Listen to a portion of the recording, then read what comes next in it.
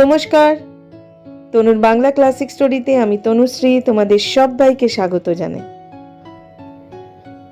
অন্নপ্রাশন একটা ছোট্ট শিশুর জীবনের প্রথম বড় উৎসব, কিন্তু যদি সেই আনন্দের আড়ালে লুকিয়ে থাকে দারিদ্র্য, কষ্ট আর নিঃশব্দ কান্না। আজ আমি শোনাতে চলেছি মহান সাহিত্যিক বিভূতিভূষণ বন্দ্যোপাধ্যায়ের এক হৃদয়স্পর্শী গল্প অন্নপ্রাশন। শেষ পর্যন্ত শোনো, কারণ এই গল্পটা তোমাদের মন ছুঁয়ে যাবে। একটা অন্নপ্রাশন, কিন্তু আনন্দের বদলে কেন ভরে উঠল কষ্টে? শোনো আজকের গল্প।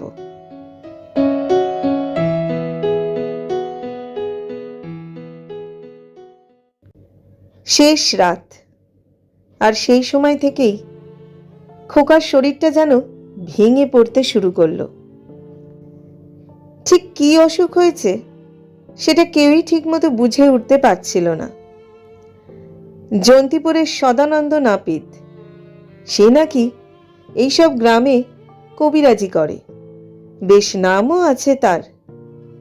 সেই বলেছিল খোকার নাকি সান্নিপাতিক জ্বর হয়েছে। আবার মহেশ ডাক্তারের কম্পাউন্ডার, যে 1 টাকায় রোগী দেখে, সে বলল এটা ম্যালেরিয়া। আসলে যদি সত্যিই সামর্থ্য থাকতো তাহলে এতদিনে মহেশ ডাক্তারকেই ডাকা হতো। কিন্তু শেষমেশ খোকার অবস্থা যখন দিন দিন খারাপ হতে লাগলো, তার মা আর নিজেকে সামলাতে পারল না, কান্নায় ভেঙে পড়ল। পাড়ার সবাই তখন একটাই কথা বলল, যা হোক মহেশ ডাক্তারকে ডেকে আনতেই হবে। অবশেষে পরিবারের একমাত্র সোনার গয়না মাকড়ি জোড়াটা বন্ধক রেখে 8টা টাকা জোগাড় করা হলো। সেই টাকাতেই ঘোড়ার গাড়ির ভাড়া আর ডাক্তারের ফি দেয়া হলো। কিন্তু তাতেই কি সব শেষ? না, এখনো তো ওষুধের খরচ বাকি। তবে ভাগ্যিস কম্পাউন্ডার বাবু একটু দয়া করে ওষুধের টাকা কয়েকদিন পরে দেওয়ার সুযোগ দিয়েছেন। মহেশ ডাক্তার স্পষ্টই বলে গিয়েছিলেন আর কোনো আশা নেই। আসলে অসুখটা নিউমোনিয়া। এতদিন যা চিকিৎসা হয়েছে সবই ভুল পথে। ডাক্তার বলেছিলেন এই রাতটা যদি কোনো মতে কেটে যায়, আগামীকাল দুপুরের পর অবস্থা সামলানো কঠিন হবে। কেশব সবই জানত, কিন্তু তার স্ত্রীকে কিছুই জানায়নি। শেষ রাতের দিকে হঠাৎ খোকার হিঁচকি শুরু হলো। খোকার মা আতঙ্কিত হয়ে বলল, ওগো, খোকার হিঁচকি উঠেছে, একটু ডাবের জল দিলে হয়তো সেরে যাবে। ডাবের জল দেয়া হলো, কিন্তু হিঁচকি কমার বদলে আরো বাড়তে লাগলো। এতটুকু একটা শিশু, তার সেই অসহ্য কষ্ট। প্রতিটা হিঁচকিতে তার ছোট্ট দুর্বল বুকটা যেন ফেটে যাচ্ছে। এই দৃশ্য আর সহ্য করতে পারছিল না কেশব। মনে মনে সে শুধু একটাই প্রার্থনা করছিল, হে ভগবান, হয় ওকে ভালো করে দাও, না হলে ওকে তোমার কাছে নিয়ে যাও। এই কষ্ট আর দেখতে পাচ্ছি না। সূর্য ওঠার আগেই খোকার সব কষ্টের অবসান ঘটিয়ে চলে গেল। খোকার মা চিৎকার করে কেঁদে উঠল। পাশের বাড়ি থেকে সবাই ছুটে এলো। বাড়ুজ্জে গিন্নি এলেন, তার মেয়েরা এলো, সামনের বাড়ির সেই নতুন বউটি এলো। মাত্র 2 মাস হলো তার বিয়ে, কিন্তু এই কয়দিনে সে যেভাবে খোকার মাকে সাহায্য করেছে সবাই অবাক হয়ে গেছে। আজও এসে সে কাঁদতে কাঁদতে ভেঙে পড়ল। তার মনটা বড়ই নরম। মোটে 10 মাসের শিশু, তাকে আর শ্মশানে নিয়ে যাওয়ারও প্রয়োজন হলো না। কাঁথায় জড়িয়ে কেশব নিজের কোলেই তুলে নিল খোকাকে। সঙ্গে পাড়ার কয়েকজন নীরবে হাঁটতে লাগলো। চারদিকে ঘন বাঁশ বাগান, সকালের আলো ঠিক মতো ঢোকেনি। হেমন্তের ভেজা গন্ধ, একটু অদ্ভুত নিস্তব্ধতা। হঠাৎ ওপাড়ার সতু বলল, আর কতদূর যাব বলো রজনী খুড়ো, এখানেই। কেশব ধীরে বলল, আর একটু এগিয়ে চল, বিলের ধারে। বিলের পাশে ঘন বাঁশবনের মধ্যে একটা ছোট্ট গর্ত খোঁড়া হলো। কাঁথায় জড়ানো সেই ফুটফুটে 10 মাসের শিশুটাকে নিঃশব্দে মাটির নিচে শুইয়ে দেয়া হলো। কাঁথার ফাঁক দিয়ে ছোট্ট গোলাপের মতো মুখটা দেখা যাচ্ছিল। মনে হচ্ছিল সে যেন শুধু ঘুমিয়েই আছে। গর্তে নামানোর সময় কেশব হঠাৎ বলল,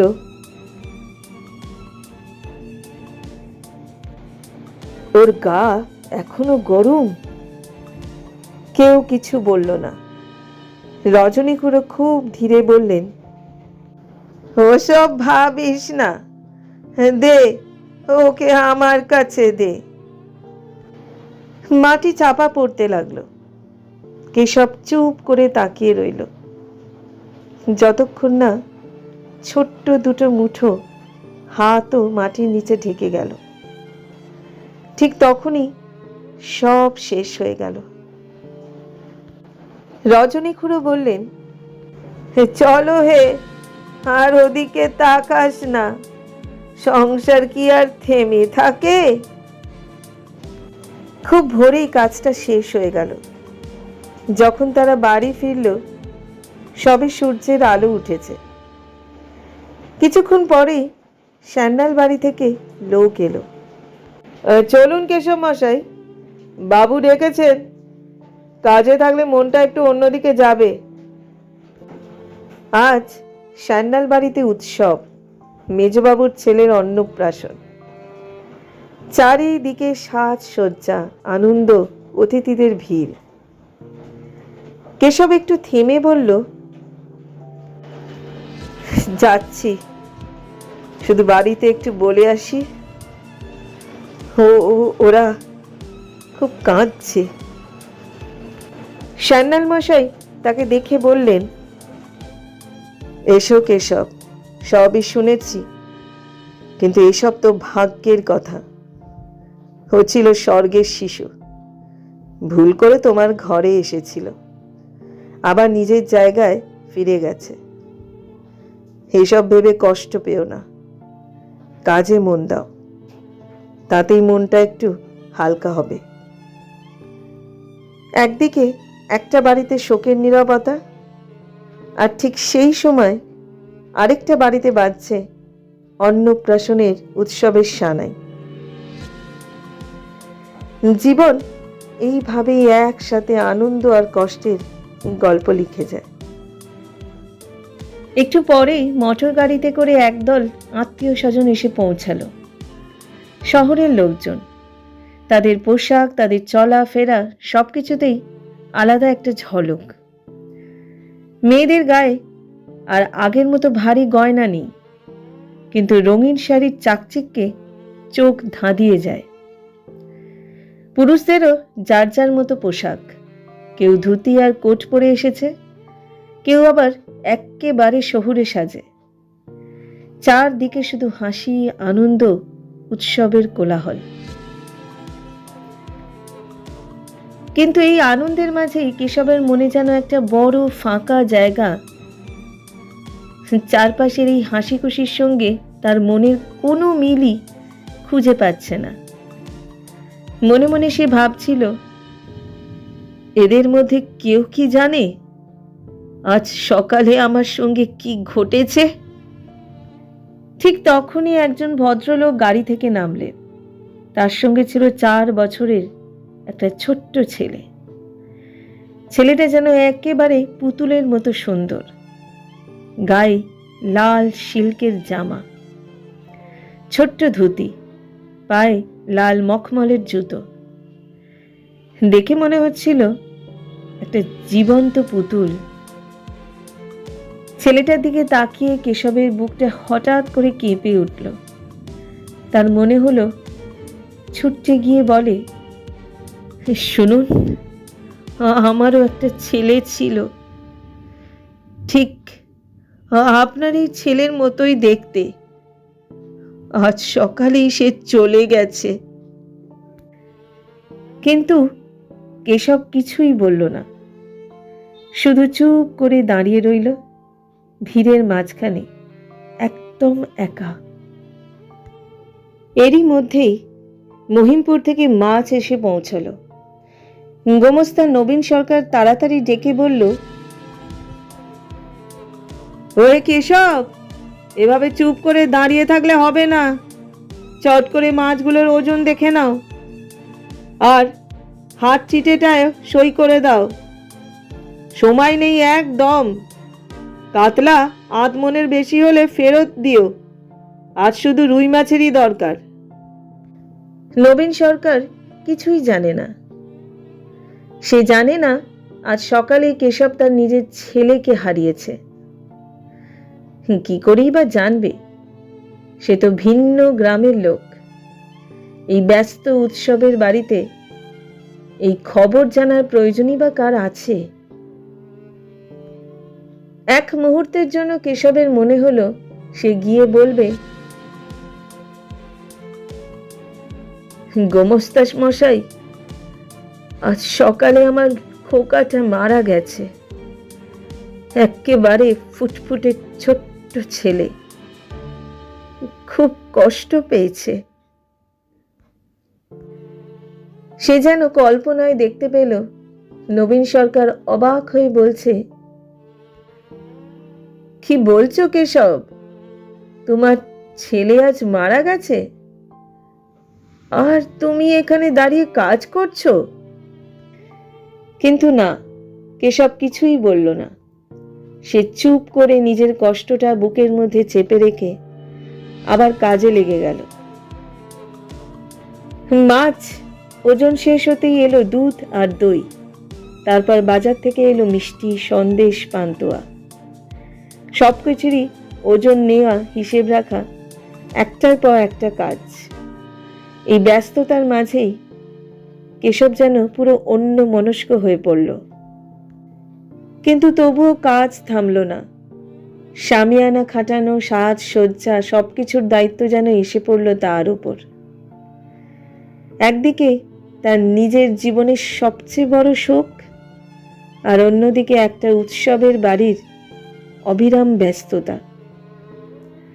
কেশব কাজ করে চলল, কিন্তু তার মনটা সেই সকালেই কোথাও থেমে রয়ে গেল। এরই মধ্যে সবাই যেন একেবারে অন্য এক ঘটনায় ব্যস্ত হয়ে পড়ল। গ্রামের একটা বড় দলাদলির বিষয় নিয়ে শুরু হলো তর্ক বিতর্ক। আজকের এই সভায় হারান চক্রবর্তী বিধবা মেয়ের বিষয়টা উঠবেই, এটা সবাই আগেই জানত। এমনকি সেই হিসেব করেই সবাই প্রস্তুত হয়ে এসেছিল। প্রথমে কথাটা তুললেন নায়েব মশাই, তারপরই শুরু হলো তুমুল তর্ক। কেউ একরকম বলছে, কেউ আরেক রকম। পরিস্থিতি ক্রমেই উত্তপ্ত হয়ে উঠছে। হঠাৎই ওপাড়ার কুমার চক্রবর্তী রেগে উঠে চিৎকার করে বললেন, এইসব আমি মানি না। যেখানে নিয়ম নেই, বিচার নেই, সে আবার কেমন সমাজ? যে খেতে চায় খাক, কিন্তু এমন একটা ভ্রষ্টা মেয়েকে নিয়ে আমি বা আমার বাড়ির কেউ খাবো না। এই কথা বলেই তিনি রাগে ফুঁসতে ফুঁসতে সোজা কাজের বাড়ি ছেড়ে বেরিয়ে গেলেন। 3-4 জন তাড়াতাড়ি করে পেছনে ছুটল তাকে শান্ত করে ফিরিয়ে আনবার জন্য। কারণ সবাই জানে কুমার চক্রবর্তী খুব রাগী মানুষ, কিন্তু সেই রাগ বেশিক্ষণ থাকে না। নায়েব মশাই বললেন, তুমি যেও না হরিখুড়ো, তোমার কথা শুনে ও আরো রেগে যাবে। কার্তিক আর শ্যামলাল যাক। এইসব কোলাহলের মাঝেই যাকে নিয়ে এত আলোচনা, হারান চক্রবর্তী সেই মেয়েটি কোথাও সামনে আসেনি। পাশের বাড়ির গোলার নিচে সে চুপচাপ বসেছিল। সে জানতো আজ তার ভাগ্য নিয়েই একটা সিদ্ধান্ত হবে, তাই নিঃশব্দে অপেক্ষা করছিল। হঠাৎ এই চেঁচামেচি শুনে সে ভয় উঠে দাঁড়ালো, আর তখনই নিজের নামটা কুমার চক্রবর্তীর মুখে শুনে তার বুকটা দুরু দুরু করে উঠল। সে দেওয়ালের ছোট ফাঁক দিয়ে উঁকি মেরে দেখার চেষ্টা করলো আসলে কি হচ্ছে। ঠিক তখনই সে দেখতে পেল ওপাশেই দাঁড়িয়ে আছে কেশব কাকা। ছোটবেলা থেকে যাকে সে চেনে, এই গ্রামের মধ্যে এত ভালো মানুষ দুটি নেই। বিদ্যুৎ সকালে সব খবরই শুনেছিল। আজই কেশব কাকার ছোট্ট ছেলেটা মারা গেছে। তবুও নিজের দুশ্চিন্তায় এতটাই ডুবেছিল যে একবার গিয়ে দেখা করাও হয়ে ওঠেনি। কেশব হঠাৎ শুনল কেউ তাকে ডাকছে।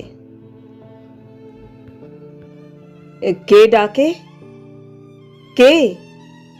বিদ্যুৎ? কি বলছিস মা? ওখানে দাঁড়িয়ে আছিস কেন? হারান চক্রবর্তীর মেয়ে বিদ্যুৎ। বয়স খুব বেশি নয়, 19-20। মুখটা একটু ফ্যাকাশে, কিন্তু গলায় ভরা মায়া। সে ধীরে কাঁপা গলায় বলল, কাকা, খোকামণি নেই নাকি? সকালে সব শুনেছি, কিন্তু কোথাও বেরোতে পারিনি। একবার ভাবছিলাম যাব। কেশব উত্তর দিতে গিয়ে হঠাৎ খেয়াল করলো বিদ্যুতের চোখ দিয়ে জল গড়িয়ে পড়ছে। এই প্রথম আজকের দিনে কারুর কাছ থেকে সে সত্যিকারের সহানুভূতি পেল। কেশব একটু গলা সামলে নিয়ে বলল, তা যা, এখানে দাঁড়িয়ে থাকিস না, বাড়ি যা। ওসব কথা শুনে আর কি হবে? কুমার চক্রবর্তী রাগ করে চলে গেছে, ওকে সবাই ফিরিয়ে আনতে গেছে। তোকে নিয়েই নাকি খুব রাগ হয়েছে ওর। তবে ও আর সমাজের কর্তা নয়, ওর রাগে কি বা আসে যায়? বিদ্যুৎ একটু থেমে জিজ্ঞেস করলো, কি বলছিল ওরা? কেশব শান্ত গলায় বলল, এইসবই। তুই নাকি এখনো গাঙ্গুলি বাড়িতে যাস, ওদের টিউব কলে জল তুলতে যেতে তোকে দেখেছে কুমারের বউ। আরেকদিন নাকি ওদের নারকেল গাছের তলায় সুশীলের সঙ্গে কথা বলছিলি, সেটাও নাকি ও দেখেছে। এইসব নিয়েই এত কথা। কথাগুলো শুনে বিদ্যুৎ চুপ করে দাঁড়িয়ে রইল। সমাজের বিচার কতটা কঠিন হতে পারে সেটা যেন সেই মুহূর্তে আরো স্পষ্ট হয়ে উঠল। বিদ্যুৎ ধীরে বলল, আমি যাইনি কাকা। সেবার যখন বারণ করা হয়েছিল তারপর আর কখনো যাইনি। কিন্তু এই কথাটা সত্যি নয়। ছোটবেলা থেকেই সুশীলের সঙ্গে বিদ্যুতের একটা আলাদা টান ছিল। সুশীল তখন কলেজে পড়তো, আর বিদ্যুৎ সবে 12-13 বছরের মেয়ে। সুশীলকে একবার দেখলেই তার মনটা আর কোথাও টিকত না। কিন্তু তাদের সম্পর্কের কোনো পরিণতি ছিল না। সমাজের ভেদাভেদ, জাতের বাধা সব মিলিয়ে তাদের এক হওয়া সম্ভব ছিল না।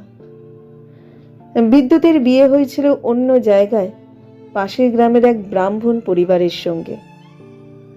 কিন্তু বিয়ের 2 বছরের মধ্যেই সে বিধবা হয়ে যায়। তারপর থেকে বেশিরভাগ সময় সে বাবার বাড়িতেই থাকে।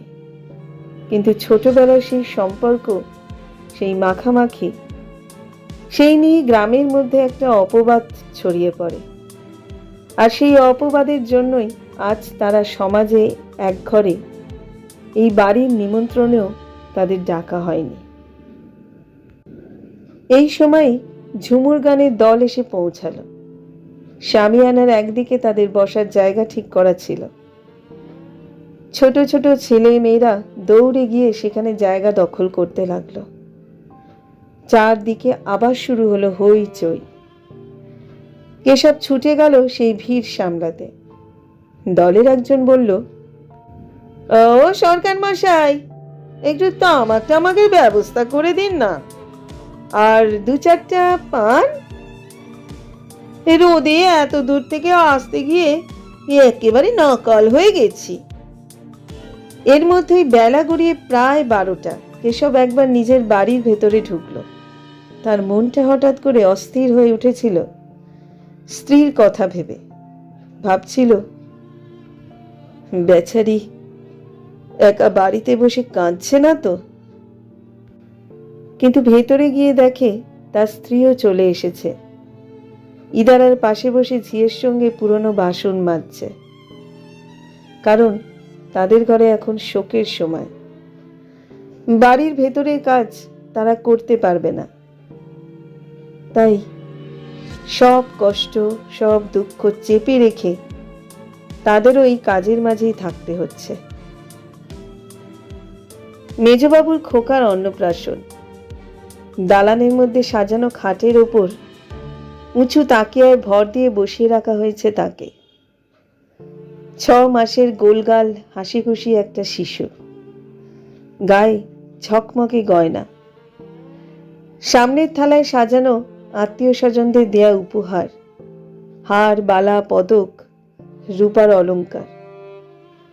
চারপাশে দাঁড়িয়ে আছে সাজগোজ করা মহিলারা, শহর থেকে আসা আত্মীয়রা। তাদের শাড়ি, তাদের গয়না, তাদের হাসি, সব মিলিয়ে যেন এক একটা জীবন্ত ছবি। খোকাটা কেমন মিষ্টি করে হাসছে। বেগুনি রঙের জামাটা তাকে দারুণ মানিয়েছে। এই দৃশ্যটা দেখে কেশবের বুকটা হঠাৎ করে মোচড় দিয়ে উঠল। তারও তো কথা ছিল এই মাসেই নিজের খোকার অন্নপ্রাশন করবে।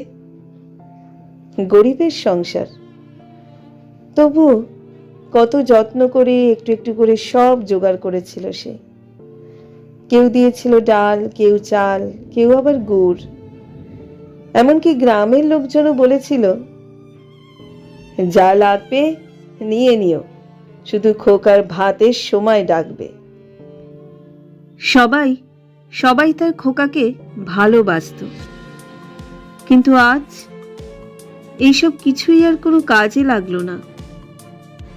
কেশবের খোকা ছিল একেবারে দুধের মতো ফর্সা। গরিবের ঘরে জন্ম, তবুও তার গায়ে শুধু একটা রূপার মল, তার বেশি কিছু কখনো জোটেনি। হঠাৎই কেশবের চোখের সামনে ভেসে উঠল শেষ রাতের সেই দৃশ্য। ছোট্ট মুখটা হিচকির কষ্টে কাতর, দুটি নিষ্পাপ চোখ যেন কাঁচের মতো স্বচ্ছ, ব্যথায় ভরা। কেশবের বুক থেকে হঠাৎই চাপা একটা আর্তনাদ বেরিয়ে এলো। আহা মানিক রে! ঠিক সেই সময় একটা কর্কশ গলা ভেসে এলো। ও কেশব, এখানে দাঁড়িয়ে কি করছো? ব্রাহ্মণদের বসার সময় হয়ে গেছে, শামিয়ানা খাটানোর ব্যবস্থা করো। আমি তো তোমায় খুঁজে বেড়াচ্ছি, আর তুমি এখানে দাঁড়িয়ে আছো। নবীন সরকার। কেশব চুপ করে রইল। তার চোখের সামনে তখনও ভাসছে তার নিজের খোকার মুখটা, আর চারপাশে চলছে অন্নপ্রাশনের উৎসব। কিন্তু নবীন সরকার তো কিছুই জানে না। সে কি একবার বলবে, গোমস্তা মশাই, আজ সকালে আমার খোকাটা চলে গেছে, এভাবে আমায় ডাকবেন না, আমার মনটা আজ ভালো নেই? না, কেশব কিছুই বলল না। নিজের কষ্টটা বুকের মধ্যে চেপে রেখে সে চুপ করে রইল। এর মধ্যেই দলে দলে ব্রাহ্মণ অতিথিরা আসতে শুরু করলো। 11টা গ্রামের সমাজ, সবাই আজ নিমন্ত্রিত। বড় বৈঠকখানায় আর জায়গা হলো না। শেষমেশ লিচু তলায় বড় করে আসর বসানো হলো। ঠিক তখনই হঠাৎ একজন দাঁড়িয়ে উঠলেন, বরদা বারুজ্জে মশাই। তিনি গম্ভীর গলায় বললেন, আমার একটা কথা আছে। এই গায়ে হারান চক্রবর্তীর সমাজে এক ঘরে তাদের বাড়ির কেউ কি আজ এখানে নিমন্ত্রিত? যদি হয়ে থাকে বা তারা যদি এখানে এসে থাকে, তাহলে আমরা এক ফোঁটা জলও স্পর্শ করব না। তার কথায় আরো কয়েকজন সমর্থন জানালো। চারিদিকে আবার শুরু হলো গুঞ্জন, তর্ক, গোলমাল। কেউ জানতে চাইছে আসলে ঘটনাটা কি। ছোট ছেলেরা কিছু না বুঝেই হইচই করতে লাগলো। অবশেষে ডাকা হলো এই বাড়ির কর্তা সান্যাল মশাইকে। তিনি সব শুনে ধীরে ধীরে এসে দাঁড়ালেন সবার সামনে। তিনি জানতেন এই সমাজ খুব সংবেদনশীল। একটু ভুল হলেই এই কয়েকশো ব্রাহ্মণ খাওয়া ছেড়ে দিয়ে চলে যাবে, আর তাতেই ভেঙে যাবে আজকের অনুষ্ঠান। তবুও সান্যাল মশাই সাহস করে বললেন, আপনাদের সবাইকে জানাচ্ছি, হারান চক্রবর্তীর বাড়ির কেউ এখানে নিমন্ত্রিত নয়, কেউ আসেওনি। কিন্তু আজ আমার একটা অনুরোধ আছে। এই সভাতেই এই বিষয়টার একটা মীমাংসা হওয়া দরকার। হারান আমার প্রতিবেশী, তার ছেলে মেয়েরা আমার নাতিদের মতোই। আজ আমার বাড়িতে উৎসব, আর তারা পাশে বসে থাকবে, কিছুই খেতে পারবে না। এটা আমার ভালো লাগছে না। একটু থেমে তিনি আরো বললেন, আপনারাই বিচার করুন তার দোষটা আসলে কি। আজ সকালে আমরা এই নিয়ে কথা বলেছিলাম, কিন্তু সবাই উপস্থিত না থাকায় চূড়ান্ত সিদ্ধান্ত নেওয়া হয়নি। আমার নিজের মত যদি বলেন, আমি বলবো হারান চক্রবর্তীর মেয়ে নির্দোষ। তাকে সমাজে ফিরিয়ে নিতে কোনো দোষ নেই।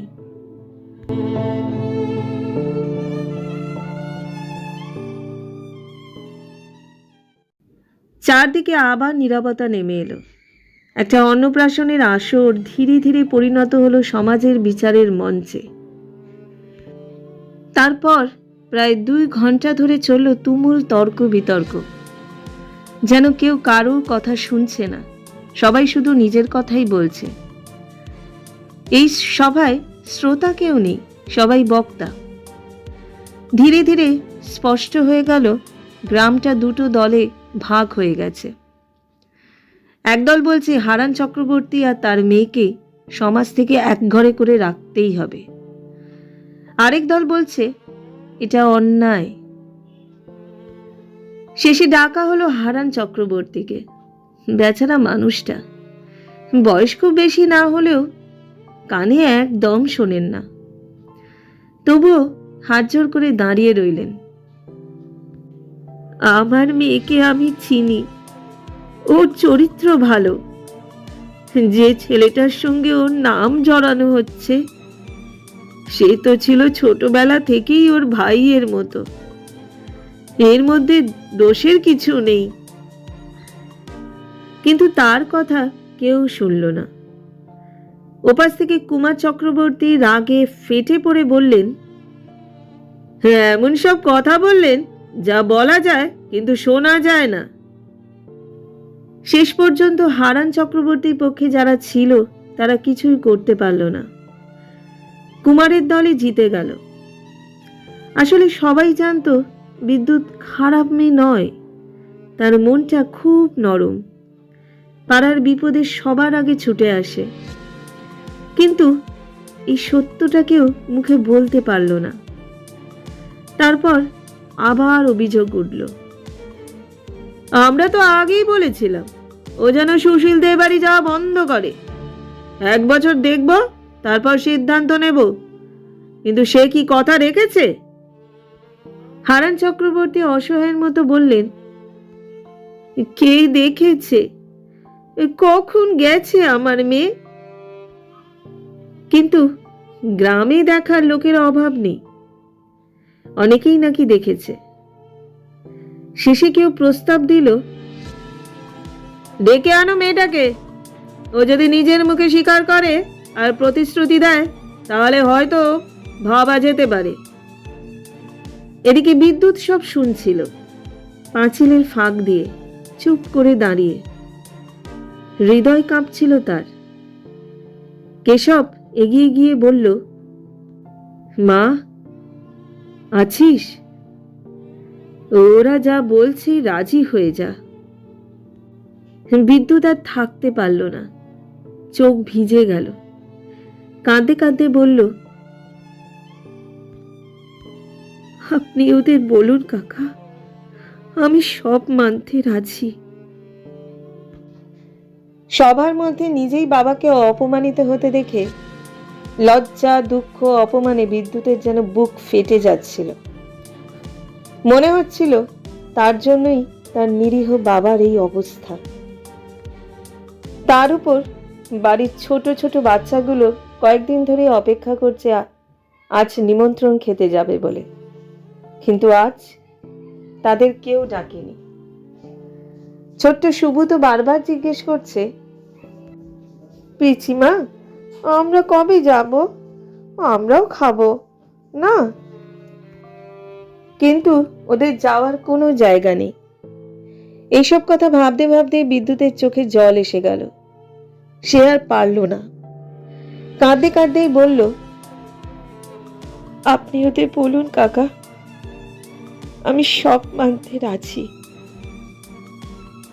তবুও কোনো লাভ হলো না। সমাজ তার সিদ্ধান্ত নিয়ে ফেলেছে। একবার যাকে দোষী বলা হয়েছে তার আর মুক্তি নেই। হারান চক্রবর্তী যেমন এক ঘরে ছিলেন তেমনই থেকে গেলেন। এরপর শুরু হলো ভোজনের আয়োজন। কিন্তু এই আনন্দের মধ্যেও কেশবের জীবনে কোনো আনন্দ নেই। সারা দিন কাজ করে রাত গভীর হলে স্ত্রীকে নিয়ে সে বাড়ি ফিরল।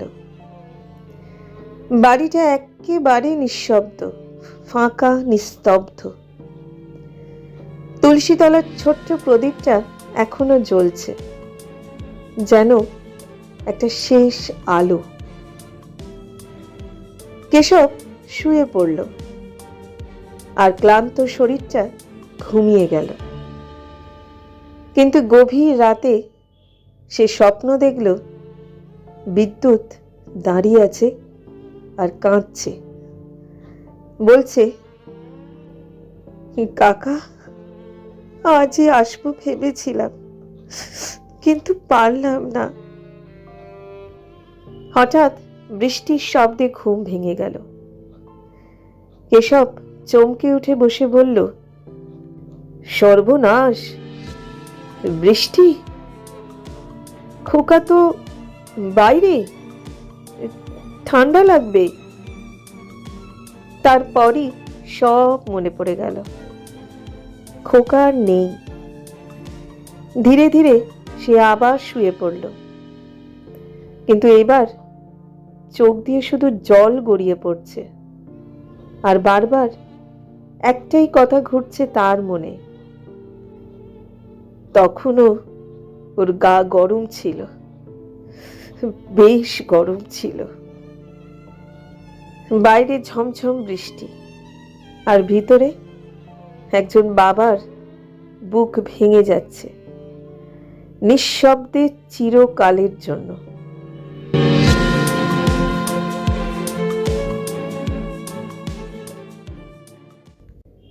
এই ছিল বিভূতিভূষণ বন্দ্যোপাধ্যায়ের হৃদয় বিদারক গল্প অন্নপ্রাশন। একদিকে একজন বাবার বুক ভাঙা কষ্ট, আর অন্যদিকে সমাজের কঠোর নিয়ম।